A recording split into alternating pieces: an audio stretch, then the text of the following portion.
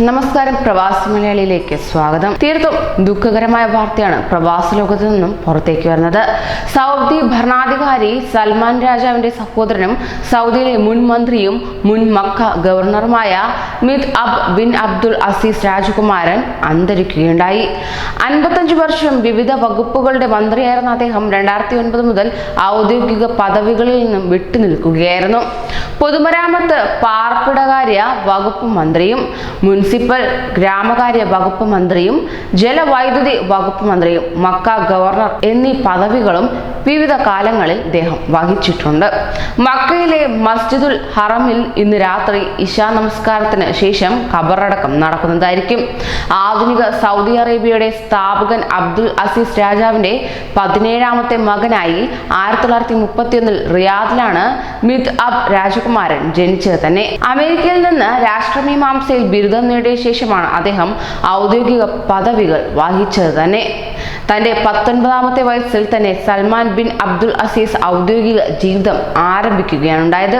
ആധുനിക സൗദി അറേബ്യയുടെ സ്ഥാപകൻ അബ്ദുൽ അസീസ് രാജാവിന്റെ 17ാമത്തെ പുത്രനായി 1931 റിയാദിൽ ജനനം.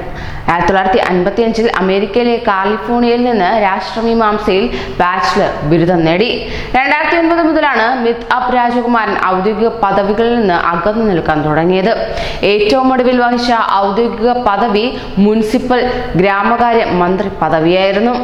ഹിജ്റ 1373 മുതൽ 1375 വരെ മക്ക ഗവർണറായും 1375 മുതൽ 1399 വരെ പൊതുമരാമത്ത് പാർപ്പിടകാര്യ മന്ത്രിയായും 1399 മുതൽ 1403 വരെ മുനിസിപ്പൽ ഗ്രാമകാര്യ മന്ത്രിയായും 1403 മുതൽ 1404 വരെ ജലവൈദ്യുതി മന്ത്രിയായും 1404 മുതൽ 1424 വരെ രണ്ടാമതും പൊതുമരാമത്ത് മന്ത്രിയായും പാർപ്പിടകാര്യ മന്ത്രിയായും 1424 മുതൽ 1430 വരെ വീണ്ടും മുനിസിപ്പൽ മന്ത്രിയായും ഗ്രാമകാര്യ മന്ത്രിയായും സേവനമനുഷ്ഠിച്ചു.